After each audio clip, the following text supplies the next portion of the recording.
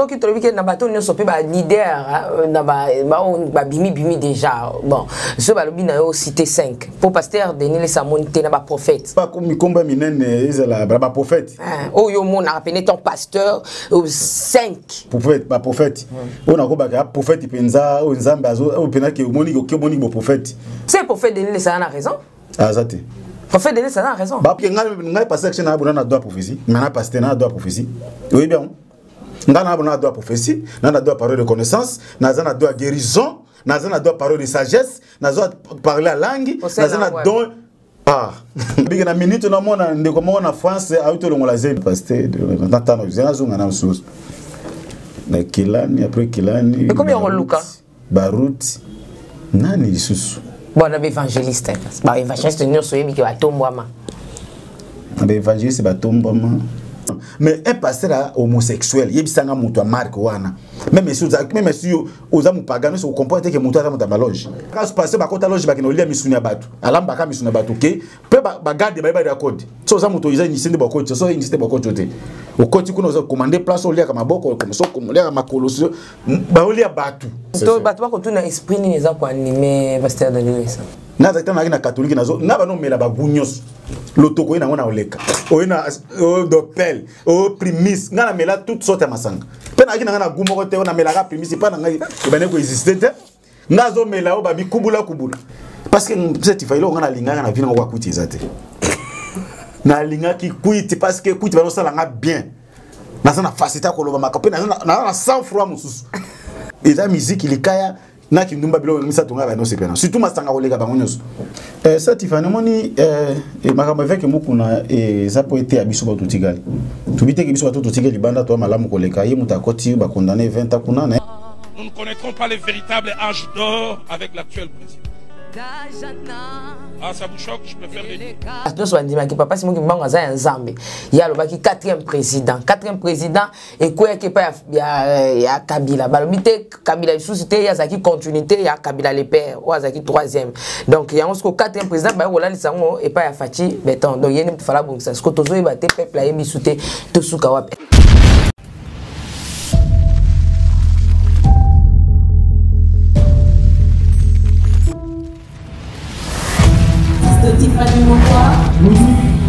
Let's go.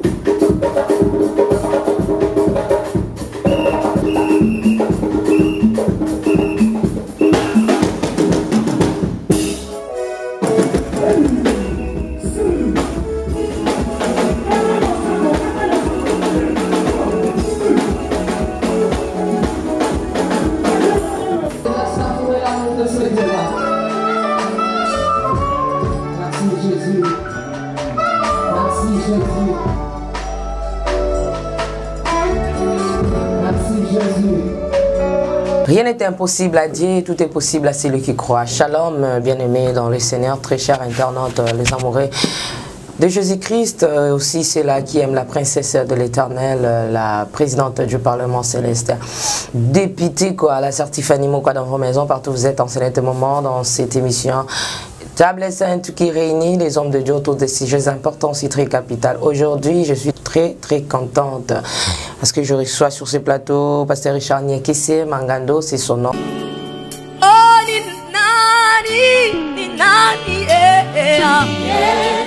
Tibidon, tabibon, tabidon, ni nani, Tibidon,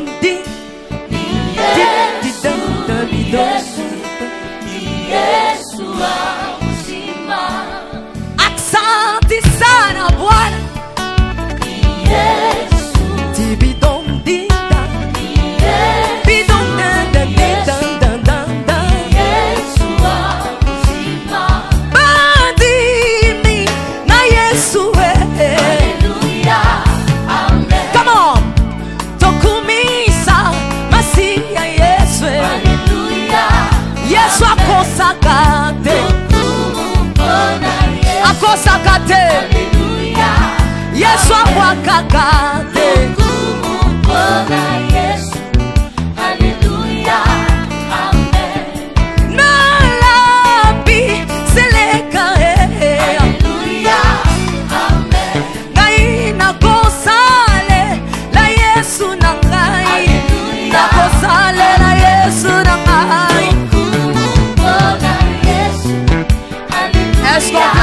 Jésus. Est-ce que tu peux acclamer le roi de rois? Alléluia, Amen. Bandi, mina Yesu. Alléluia, Amen. Sabadindo, tokumisa Yesu Masiya nanga. Alléluia, Azana bomo, Yesu azana bomo, Shama azana bomo, azana bomo.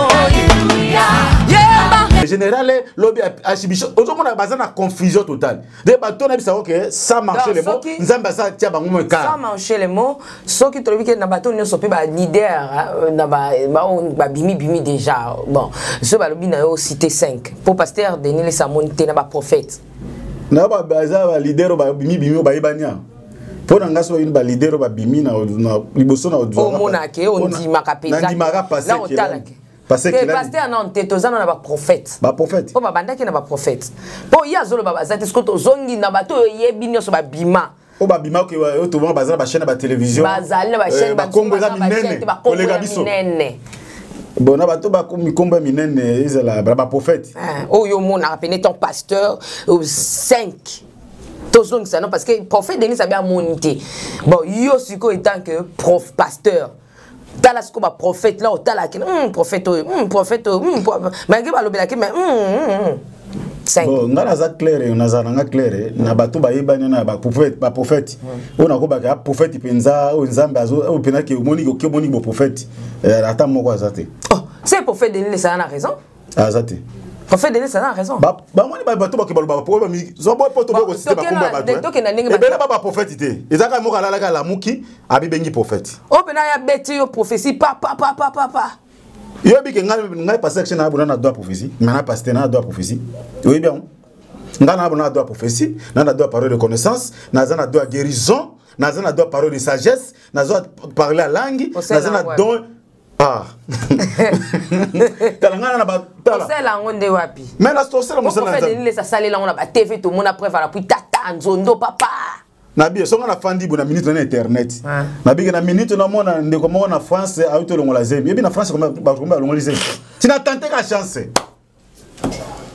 tala ba professeur zali ki professeur bité motoko professeur ko tala moko so au stade d'émission to lobela ka ne ba deux fonctionnaires en église 9 donc to lobela ngo to na classé on a ba pasteur to ke ba prophète au monté ba pasteur on va si basé élevé ba baza ministère pastoral o baza élevé kubanda ndenga na yebaki kubongo ndima évangile na mona ki bango bazaki ya moi bien mais pour le moment ya malamu aza penate papa kelani pete kelani ouais wana kelani papa wana kukunyungu wana kasi na ba obatikali na zui passer kelani na zui pasteur Baruti OK passer Baruti passer kelani o no baza élevé ba yebani o ngana na confesse na bango na pi baza sérieux e ba nu balinga wana ya misa tu penza zo ya naute Yami sato na nfumo na ite. Ba pasteur. Yami sato ba pasteur de natano zena zunga na msusu. Na Kilani après Kilani. Et combien on Luka? Baruti. Nani lisusu. Tena na moi na lo banobwe. Siko espengelo tambo na ba commune 24 commune. Na contrôler siko commune à commune.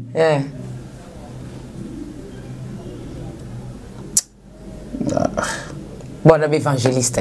Bah, évangéliste, nous sommes qui va tomber à ma. Évangéliste, va tomber à ma. Bon, évangéliste. Bon, capo a dit na bala kufa, il faut a dit na bala. Marga. T'es nabi au bazali, na évangéliste. Toi na évangéliste qui s'y a mis la kibila, toi na évangéliste qui c'est encore ba kombo ezo ki mangai. Toi na évangéliste belé. Bon évangéliste so bike kondima moke na ho dima moke marqué mo berere ko za moke eza kiziamina. OK. Kiziamina c'est musala tak évangéliste na kutuaye tant que ba bébé spirituel na mona commence à se manifester par évangéliste wana na ba guérison ba parole de connaissance à sala pena musala était que ron tak évangéliste. Pour na évangéliste pena kiziamina mage mutako zanga berere te parce que mutaba parfait azate mais so na tana ba bengi ba évangéliste. Par rapport na ba rôle na bango na pizu kiziamina. Bon, donc non papa Richard tout là parce que to keneka boité na lire papa Denis les sazo loba et ça compris un peu peuple de Dieu est-ce que bateau oh papa de ndengo zo talini nga zo lobela bateau ya zo lobela za bateau asimbi kisi to za ba pasteur o ba continue ba aventure te Denis sazo loba makamona so loba na nga na ozongo te ndi bato bamona ya boité ba qualifier même mutu même nzamba loba na munoko punda Denis sazo loba makambo eza vrai pe aloba makambo ayebi Denis ayebi moto pour na ndepe nga na yebi ende tu na yebi Denis a kutoye ayebi mo ba aventure trop alors bela mi ba passer ba côté longe imagine que ta lobi vidéo monoki non frère moko ko confesser pasteur na papa no tubela yaza tuzaka na ye et c'est quoi azeli ngambanda sombele jipi menga zu jipiti akolanda témoignage na suko muto ngo passer ngo za homosexuel imaginez ma sœur et c'est jipi c'est quoi so ma passer chez na fana biki no bona 2021 na somba jipi na mi concentré kaka ndenge na ndenga luka ponga na ngate na zelaka frandi wande ba passer bazela non so bino tia motema na yo na jipi ça combien mi to kemi na ngo belé uta ba Dubai ba Japon ba faciliter biso tâche ozomona mais un pasteur homosexuel yebisanga mutu a marque wana même si oza mu pagano so comporte que mutu ata muta baloge pour comme homosexuel il faut qu'on aussi mamaji ozomona biloko azolo battre ba passer ba continue ba maji mona mutu simba bible koto donc na sur la fait na biso baby na opese mbote bisika zali aleka ki na plateau a témoigner makambo ya grave na la fana frère na otune makambo na kukuboye makambo sa fungola nga batu muso yebisanga na restaurant yo servante moko bali akora misuna batu na kena ko vérifier et bien tant na mona so na bina ba no dété ba to ba comprendre mais balanda te moi j'habite et bien les kelanga biso mona que servante mon ki toko aloba ka français ki toko zote mais azana place moko na je crois 14e mairie 11e mairie kuna zaka se passer ba kota loge ba kino lia misunya batu alamba ka misunya batu ke pe ba garde ba record so za moto iza iniste ba coach so iniste ba coach jote o coach kuna za commander place olia ka maboko comme so komolia ka makoloso ba olia batu mais ba vandisi ba nzambe be lekelanga pe te ngai te Denis blo musolo ba coup de chapeau lo ba na vrai et toko wanga na vrai te ngaza kana na to batu ba ko tuna esprit ni za ko animer pasteur Denis bon ils sont animés Denis si même ngasi na kota na mo ba discernement muke moni ke to ba sena nzambe oui musena nzambe so ça peut nzambe mutatindi ya lo ba nzambe mon habité makanisi na penza mais là on a peine na sondende tension parce que même nzambe a sondaka babi que Dieu sonde les cœurs et les reins c'est un on a lo baboye ba tension ni passer que ba po ba to ba bongo la mitema parce que lelo nzambe ozela biso na mo penza ngote prophète a loba ba rezalaki toyebi ke non oui ba rezalaki même monde a loba na premier nini natalaki basaki na apéro na première émission na ye ezabilo moi dénoncer ma belle gars qui na entre bassin nzambe et bendita ke musakoli et benda siko bato na réflexion que non oui to sali mabe nzambe telemisi mudu moko lobi siko tozonga na nzela omoni mais tant que comme ba mission comme répétition les qui ba chaîne locale ba internet là comme siko tota siko quelle intention ngozani parce que bana nzambe bazada dessus na comportement o ikomela ki bandi quelques bandeko bandeko na biso toyebaki na foi balaki na vrai mais à cause ya mbongo bible ko sakate Timothée pour la zone Timothée que Timothée bato balingi bazwa mingi bato balingi bakoma ba riche ba yebana ba tomber na ba piège ndo mona ki mingi ba na biso mingi ba tomber na ba piège ko landaka ba président na sima ba ministre tala un journaliste osa na mutuka musena nzambe abisa musena nzambe yoza alokuta ozo mona ba biloko neona asa mutazo bisa musena nzambe aïsine mais yozo la ba question même l'année mission à Pérou landa papi mboma bazo banga te musakoli balo ba comment boye ndie balobe on a ba blague mais ça déjà pour na musena nzambe ça déjà humiliation ndeko papi mboma dans mon confrère je salue aussi ceux qui papi mboma lobi na prophète Denis c'est que loba après nga que nazando kinde alika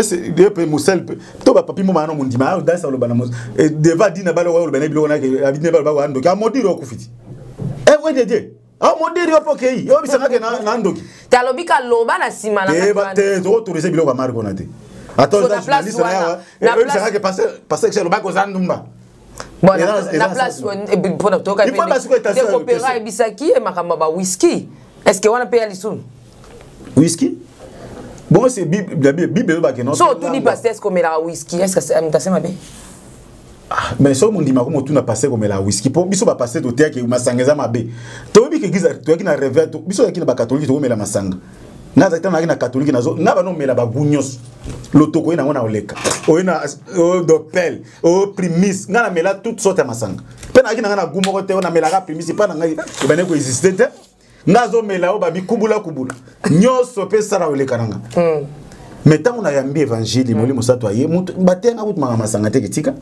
ngamo ko na bilo ote parce que cette failo ngana linga na vina ko kuti ezate na linga ki kuiti parce que kuiti ba no sala nga bien na sana facilité ko loba makape na sans froid mususu na linga sona meli masanga te funa mela tali kaya po ezo pesa ongo na ke no tango eza musique likaya na kindumba bilo misato nga ba no sepena surtout masanga ko lega bango nyoso boye bisanga tango mundimo ko tuna passer ke no yo pomela masanga c'est là be mo les journalistes bona mail na bino mo boye bosa boye la domaine na bino tango zo betanga ke so bongo oyebi da ke no passer que mela ne masanga mais la miso ba to tuna ngate passer que na yo mela masanga faut betanga question à risque on les a risque eza bala likolo ya ba question piégée ce qui monte pas comme tout nos questions parce que yo na mo lingi botel mingi za ekobo mingi c'est que ozwa soupçon que non quelque part na c'est ekobo to so na place on a faute ça parce que tout moi appelle le ba pasteur tika ba chabino boya et donc ezanga ka ba chabino parce que on a place na faute ya nani ya journaliste pour les appels ko salir ba pasteur rebelle on reçoit un homme de Dieu comme le prophète Denis le Siba que tout na tika lo ba après nga ozala ndoki eza ba question humiliation ta mususu prophète Denis ça zo ba te ba question mususu eza ba humiliation parce que ba yebi misala ni misala maki tant ba okende ko zaba mbongo ba sa ba vantiko tous beta mission mo je crois na sona mama Mariam na mission ko na matonge quelque part na ba benga coup de gras bisika ba toto yebi wana ba yaka ba prophète ba docteur ba ka komela komona ye na beti chapeau ye na mo pa lobelo ko ngona ayebi yango penza bien tant ko lo bona bia duka mona maya komi parce que on a ba beti raiband mazopo zipi bene longima encore mikolo pe bache kashine peso che comme ka ninja so baso ba susu te koti o melina o meza vezo salir parce que biloko na bandimi supposé que papi mo pa za bon tam sa bino nzambe malamu te na bite ka binza mete tam sa bino bandimi na biso to me nzambe pa bandimi musina nzambe azana pona nini kozwa peuple comme bango vers nzambe kozwa nzambe comme bango vers peuple musina nzambe azana za kwa za pont na koza mutazana ebine mpagano na lakisi ta nzambe azabu na zupe nzambe na memi vers peuple c'est ça rôle la serviteur mais ceux qui ba ko kutanga ta msunga na hotel makama sanga ba kutanga na bar na une fois ta moninga iba ka disqualifier po biso to beta ka sete ki tikali kambo ta to teka na bababala na tikande ko tikamilangwa omoni be vanji uzaki nango bobo ngola mitema jezali ngazonga boko zali kolezali yo mutomela ka yo ndumba tika kinumba to teka biloko nate bo soki ngana mundimo na tia ki sero na kutia ki ya tika kinumba to ke kuta na hotel to ko sideka ngana bimana chambre pe akota na chambre na mobile yo kasi sera na comme crédibilité ya monique bible apôtre Paul ba Timothée que non veiller na ba enseignement na yo afin que bibi ki sa yo moko bi sa bato bazoka yo faute na niveau na ba koza ya nani ya faute koza la kama sena nzambe te za journaliste te eza faute ya biso mo ba sena nzambe na lia ba kiti na ba mesa atanya ukondoko na mona yo achayo na mwamba la minute on a 4 pena katika ta saga fufu. Oui. Alors est-ce que tu bonjour. Boni. Et le côté et puis qu'il y a mon bureau à travailler tes micros. Donc dès tout ça on a eu galère na niveau 0. Tout ça la boy. Moi naza na mbongo vraiment mingi te. Mais nazo tchela bino moi mukio naza nango na agence moko boy Nazareta. Sarita qui dit sérieux. Oh. Maman, comment est bon donc yo pesa au fouti mbongo kuna partir à poto biso to ya to jubilo. Na bengi ya Scotty. Agence moi ifonga mi comme na Nazareth. Na kufie. Agence lisusu. Ndeke sansu mulongo kuna. Poto zela susu. Kuna eza mamba mulongo te. Ye si afuti mbongo kuna partir à poto biso tozo ke ko récupérer biloko oli. Tika boyeko. Yiso mona makama bongo na monte. Bat papesi mbongo kuna biloko ke récupérer biloko oli na agence. Ezalaka. Mais moi bandi. Maman, dès nanga yebisi ngai mena ndimite na lingi na mona ki mona mbeso poli kamba boye na monde na ne salamate mama yebisa ngai ba pesi mbongo kuna biso to récupérer biloko kolia awa ya solo boutique Nazareta ezali boutique ou ezali à distribution ya ba produits alimentaires na sali poto sunga bandeko oyo même ba oyo bazana na peu de ressources comme la boîte bandeko bazana niveau à Kinshasa même avec un petit rien Donc à partir à 10 $, 15 $. Donc si on a un bon côté, nous devons nous apporter au Sunkayo, à Ozuga Bilogolia. Eh, Maman Nazareth, Tanzamba Pambola, Yabakse Mikole Bele, Awa Nasena Mokili. Et bon, Awa Tuzawa, Potoyeba, adresse à Awa. La boutique Nazareth a été ici à Kubungate, Toza Sir, avenue Monkoto numéro 1, direction Elengesa. Face à face na église catholique Saint-Vincent. Ah, direction Elengesa, Monkoto numéro 1, à face à l'église catholique Saint-Vincent. Ah, Saint-Vincent, d'accord. Bon numéro de téléphone, vous avez monté déjà, vous avez on a 3 numéros pour Paris, vous avez un numéro pour la Suisse, vous avez un numéro pour la Suède. Ah non, non, non, non, non, non. Nazareth, nous allons la Congo Sili. Julia, nous allons Kangisa qui a foufou. Eh, ya modé, yo bandi kana foufou. Oui, pour la Nazareth, tu as un système en bimbi, dans Bongo Shingom. Bon, ok. Vous allez Silio. Ça qui dit sérieux. Parce que biso moto fungoli porte wana. Soto kangaki porte bana ba journaliste ba bana. To ba journaliste ba sena nzemba zayo ba bana baza biso la ba nzambe mais ba kiko koma tina ba pona so ba komina ba pona seke ba yebi makambo ba oloba. Ba yebi déjà makambo mais ba otuna kaka riser po yomoko oyibisa mukili polele. Vous comprenez? C'est ça. Mais papa, est-ce que biloko surtout prophète Denis Sokosala et ils avaient retombé l'église, est-ce que ça peut être un est-ce que beaucoup de sang à la tête deuxième question zali mokende ko lukaye pour empêcher à combattre to ko empêcher ndenge ni maman to komi na temps de la fin. Imaginez que Jésus a qui na mission kufa non? Jésus a qui mission kufa le monde entier. Azo bisa ba disciple nga na okende mwana moto apesa ba toujours ba parabole. Vous commencez à passer parabole de Pierre afandi boy pas. Pierre ici Jésus non. Seigneur makambo e komi la ote ndeto lingana yo. Talanga na tiki pêche na mwasi na ban. Ndeto tambola ka assemble boy tozoli aka tozo kenda boy ba Marie Magdalene bazana ba kipe biso okufa te biso tozana bolingo na yo. Jésus atalabi espinini. Arrière de moi Satan. Ayeba kita abengi Pierre Satan mais esprit ozo ni maki Pierre zaki Satan. Pour Jésus bi kinga na tiki lola na epona kufa pona peuple. So kufa itendenga na to benga ba chrétien. De to fa na plateau. Mais au comment na ki muto aloba boy mais si masiko esprit les ont poussé. Dema ko pousser mo na nzambe aloba pi makambo bomo na peke makambo. Oui moli ma pito oh nyati o compléter ngai. Nzambe apa mbolo penza za rapé na mo za pe maele so za pe servante de Dieu. Magoza journaliste. Moi si mazo prophétiser pour n'apôtre pour na sila. Ba prophétie exacte. Lelo ba prophétie prophète. Le lo ta idimbo kwa ko sakola makambo pa biso makambo za vrai. Ai biso mokolo botama. Mazana eka musa amusina nzambe te. Tala mosana mona so monika pour ba matiba ki ko prier. Bolanda bato ba sala nzamba solo. Réellement ba ki pa solo. OK. Et ça bi bongo plusieurs jours. Mais pour la zo beta ki n'espère discerner ma bi za bi no apito. Nazo bo makao doser. Mo comme so pour la bino. Comment moli ma baba na sakola pour na biso ba oin de l'éternel. Di quitter. Parce que dans un des esprits, n'est pas na délivrance.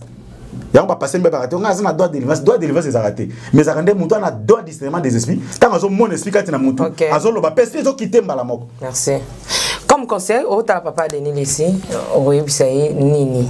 Comme conseil prophète Denis si je crois que Rolanda biso ozo ba vérité mon sosa na batu ngalinga batu ba supporter vérité. Pour attendre comme une justice ngai na kolobara vérité. Même à Kala, on a 20 ans condamnation, mais on a 20 ans. Oh, Mikolo a 20 ans. 20 ans, état de droit, comme il y a 20 ans. Tikana a une vérité, aux hommes au Nzambe, réellement, il faut toujours la doctrine. Mais là, on a bien. Est-ce qu'il y a des peuples qui ont la biso pour un évangile? Ceux qui ont les lobby, les loto bongisa. Malgré aux gens, mais ceux qui ont changé na yokaka. Bato pe ba yoka ne pas bazo bate, mutra mutazo yoka. Tamo zo lobana, ba shibisho be bazoka. Ba fo mikolo ba to balongwa na ba ministère nzamba cha 5 ministères. Et ben avec bazoko ben avec simple. Ba dadi. Ba avec général bazoka yo. Ba chipap bazoka yo. Ba architecte bazoka yo. Ba chef coutumier bazoka yo. Ba général bazoka yo. Ba maréchal de l'évangile bazoka yo. Ba bon wana na bango kaka. Mais quelque part et cause après que risa sa thèse autre ça là au parce que bilo boso lo besoin même kondimate biso za na pona to fortifier batu maloba na biso et créer foi mais maloba ko décourager batu pata ko bi que no ba passer mo ka malamu bazate Bah passer de bateau sur au moins qu'on dit babike la foi vient que c'est qu'on a c'est qu'on a vient de la parole. Bato ba qu'on dit maintenant to ba oyoka. Et puis ko kwa bato et yuta kana ba oyoka. Ta bazo yoka biloko zo ba mususu boye et quelque part au côté na service à Satan ça oyeba que c'est la Satan. Yo moni ko zo ba pona nzambe mais ozo c'est la Satan sans le savoir. On appelle ces exemples apôtre Pierre tant baki na Jésus ka kufate. Jésus baki na ki arrière de moi Satan. Tant moi si à Python zo prophétiser pour na ba Paul ba chasser ka esprit à Python. Merci. Alors, tika biloko yo aussi au lobby déjà ba passer ba yoki. Même ata ba batami, ezate pasteur za parfait azate. Mais biso to ko ba peta muso lobby to koya ki mais tant to zi conscience to zo zilanda enlèvement. To zo de la mobile na biso alibala. Oki koya lelo ou bien lobby. Mais façon zo mona ke ezako ko effacer évangile. Pona ndeko mo benga na poto. C'est moi benga na poto. Et puis singa etala na la di ba mission prophète na Congo passer malamu azate. C'est faux prophète.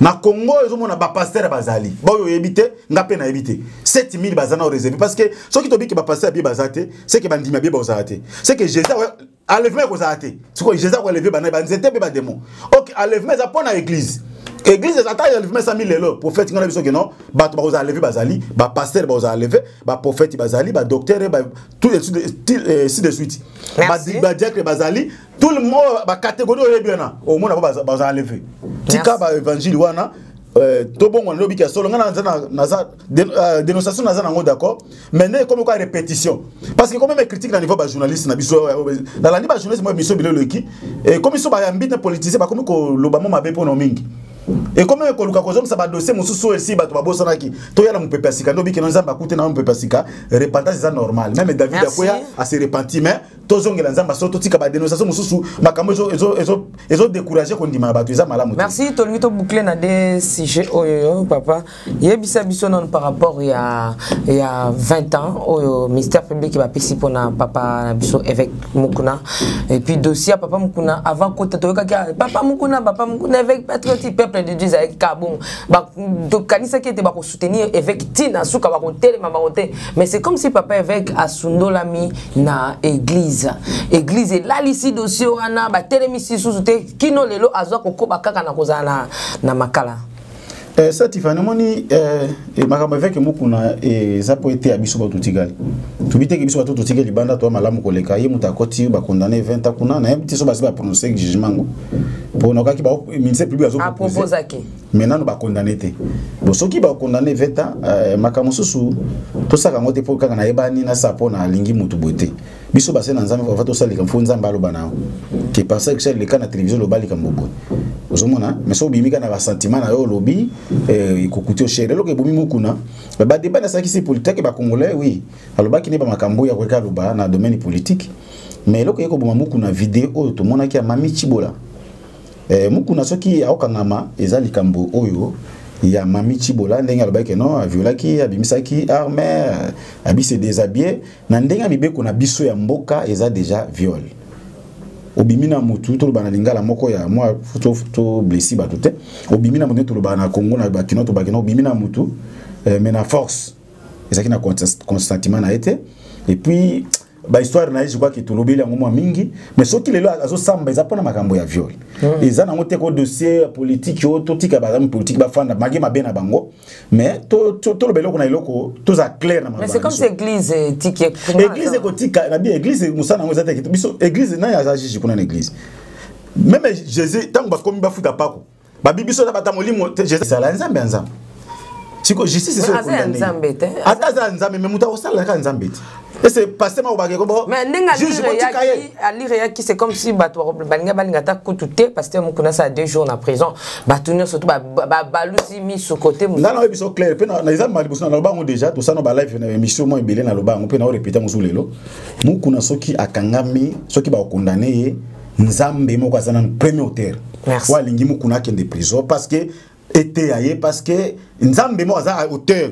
mbaluka aluka babuki misere te ko kingani eza nzambe moko na lo bataki mo sena nzambe uta permettre Mukuna kuta na gloire à l'agneau pona amema na to kitina question suka pasteur Roland Dalo na bibi voilà c'est un homme de Dieu que moi aussi la princesse que j'aime beaucoup de l'amour du Christ c'est un papa qui m'édifie particulièrement mais ils en a vidéo circulé par rapport na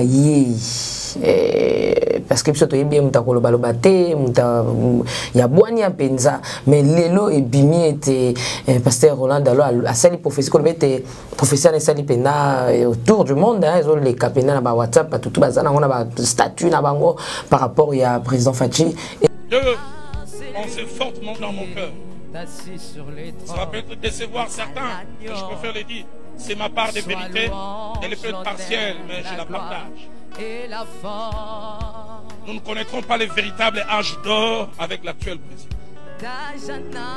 Ah, ça vous choque, je préfère le dire. Mais deuxièmement, je crois qu'il va remettre les trains sur les rails et il va lancer la machine. Ce matin, on se joue de ses 70 ans, 60 ans. Je précède tellement ça vient dans ma tête. Dieu me dit l'âge d'or commencera avec celui qui viendra après l'actuel président. Et atteindra son point culminant au président qui viendra après nous. Il me dit, le Dieu m'a dit, Roland, prends rendez-vous. L'actuel président va rester après 2023, soit de Dieu aussi.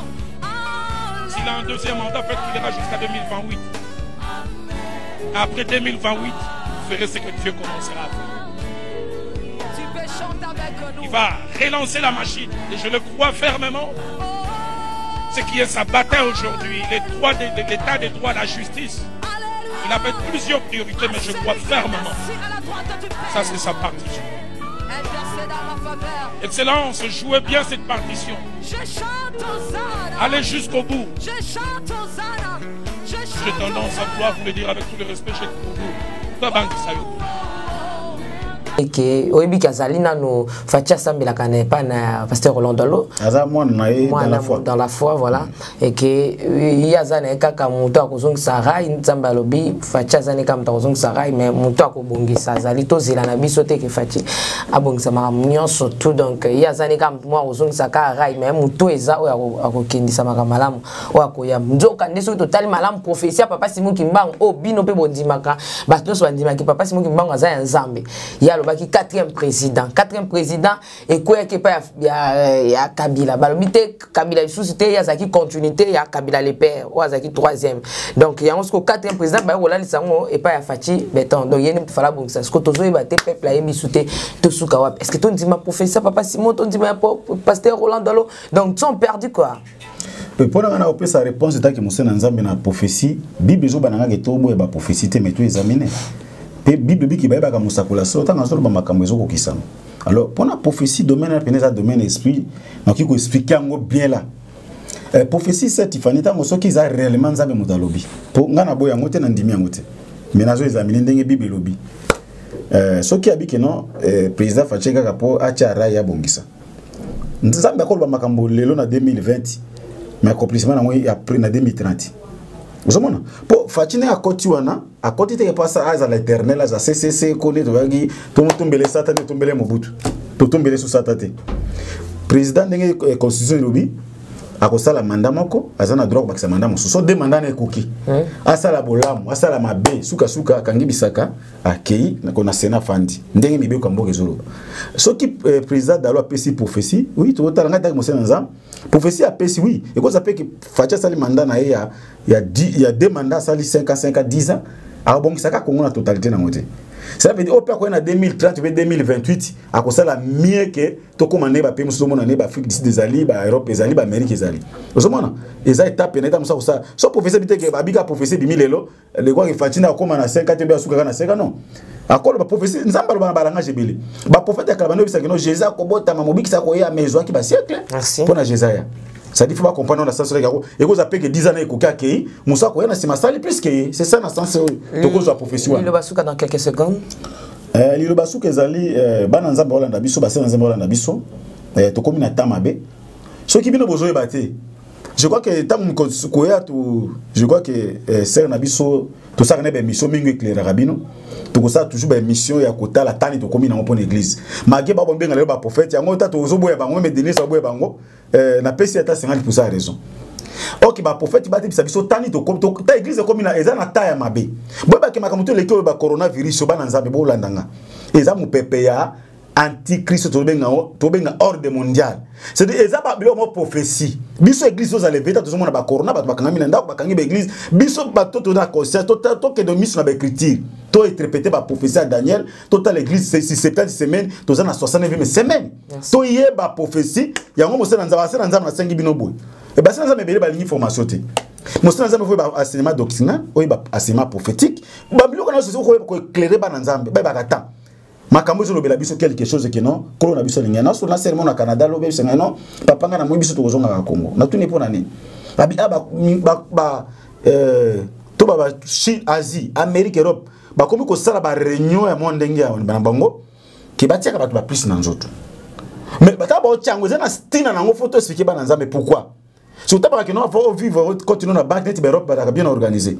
Merci Papa Richard. Bandeko nzambe apambola bino éclairer ba nzambe parce que mobile na biso libala kalate azokoma alors soko za lever te. Merci beaucoup. Tozaka na deux chemins ou bien faire ou bien lola pona. Nous sommes arrivés pratiquement à la fin de cette émission. Merci Pasteur Richard Nyakisa Mangando, c'est son nom. Zambe a Pambolabino. Merci na papa Guy la bala mutolandi émission Bozé Belé balé Nazarène. Maman Lolo Dibora na Afrique du Sud, maman Louise Banana Soto. Vraiment merci Nabino, maman Betty Kokelea, papa Kazadi Deo, Zamba Pambolabino Soto, anniversaire à David et les gars que le Seigneur lui bénisse abondamment. Pour naninité, Nekab, ma soeur, de chaque instant, de tous les jours, nous avons mon aïe, ben surtout au dans le monde entier, maman Made Kibani, Zamba Pambolayo, maman Foura, ma maman, na papa Kaïs, que le Seigneur vous bénisse abondamment. Ce qui est soumis à Zongité, tout le monde est Yves Bolofa, M. Fayou, Alain Kiakala, mignon bébé. C'est comme ça qu'on appelle ces derniers temps. Et tous nos soignants sont en d'accord. Ciao. Shalom, fidèles téléspectateurs de NazarèneTV.com, une chaîne 100% chrétienne qui édifie le chrétien du Congo ainsi que du monde entier en général. Bien aimés, nous avons entendu vos supplications, vos cris, et dorénavant, vous aurez une version française de tous les témoignages qui sont passés sous le Nazaréen. Le voyage astral se fait le déplacement de laisser son corps et de sortir en esprit. Version française désormais de tous les témoignages. J'ai même fait appel à des démons puissants et géants, mais ils n'ont pas pu. Ceci est un grand rendez-vous à ne pas manquer. Un cadeau surprise que vous offre le Nazaréen. Abonnez-vous très massivement sur le Nazaréen News afin de ne pas rater cette occasion. Ces combats étaient sur le plan spirituel et le plan physique. Et ces témoignages vous sera présenté par votre digne serviteur Eléper Bengoma. Attendez-vous à une grande bénédiction. Restez branchés, restez connectés parce qu'il y aura du lourd et il y aura du nouveau. Et que Dieu vous bénisse énormément et abondamment. Moi je demande par rapport à la robe parce que je t'ai expliqué la fois passée par rapport au pantalon.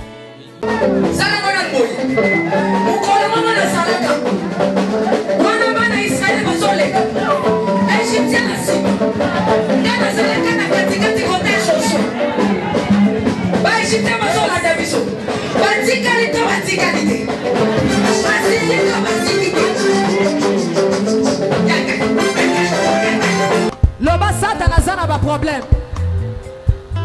Oh, asimbi kisi. Asimbi kisi. Et ali kambwa kisi te yobe ke no luka kisi na osala nini? Oh simba. Shalom peuple de Dieu, que la paix de notre Seigneur Jésus nous comble. Parce que tous nous avons besoin de la bénédiction de l'Éternel. C'est la sœur Tiffany Mokoa, la princesse de l'Éternel, la présidente du Parlement céleste, députée Kwanabanda Kunabino. En tout cas, la Bible nous dit, vous connaîtrez la vérité et la vérité vous affranchira. Nouvelle Ezakaka, tu peux communiquer, information, c'est que les Nazaréens ont un souci, vraiment souci technique. Voilà pourquoi nous vous supplions, nous vous demandons, s'il vous plaît, d'ailleurs que vous accepterez biso na banda kuna bino ka lolenge tozali vraiment to senga na bino na bolinga nkolo bayo bolinga ka kolanda mingi les Nazaréens vraiment bo sunga biso bo s'abonner à les Nazaréens News. Donc, neka ke komami wana les Nazaréens News parce que les Nazaréens oyo ya Kinshasa ne oboye baki liboso ezu un petit problème technique. Donc, moi et toko tsaba vidéo il y a milai eza vraiment pour l'instant. Donc, voilà pourquoi na bolingo musalo tozala nango tosala libino les Nazaréens News.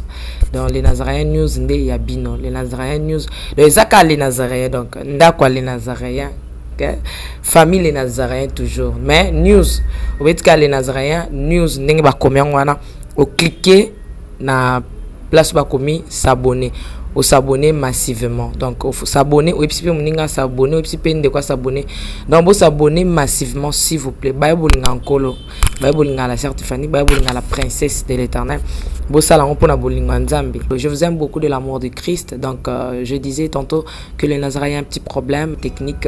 Voilà pourquoi nous vous supplions de s'abonner sur les Nazaréens News. Ces derniers temps nous utilisons beaucoup plus les Nazaréens News parce que les Nazaréens Kinshasa a un petit souci, un petit problème technique. Que le Seigneur nous bénisse, que le Seigneur vous bénisse parce que tous nous avons besoin de la bénédiction de l'Éternel car la Bible nous dit c'est la bénédiction de l'Éternel qui enrichit ne fait suivre d'aucun chagrin. Au moins quand émission au tali yo attaque au tali donc tozo suka kana ba minute choba 1 minute 2 minutes 3 minutes parce que moi to ke mula ezate donc ba témoignage au lanjo table sainte au landie mission ka ucho landa oyo attaque oyo landi ya muke oyo donc cliquez lien oyo na sewana après titrage kazo elandaka wana donc soko moni titrage na sewana au mona lien alors cliquez lien wana et vous mettez directement dans les Nazaréens News donc cliquez kaka donc au tali attaque au mona titrage ezawana parce qu'on a si à titrage wana au mona lien final lien wana et vous mettez dans les Nazaréens News. Quant à moi je suis rempli, je suis comblé de joie pour bokozala boko s'abonner et belé ciao.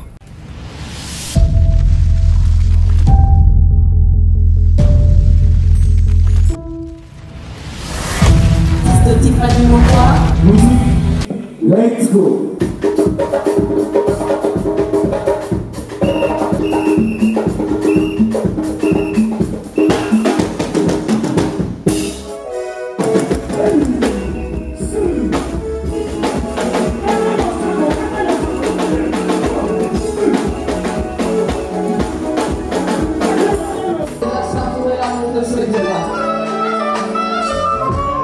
Merci Jésus. Merci Jésus.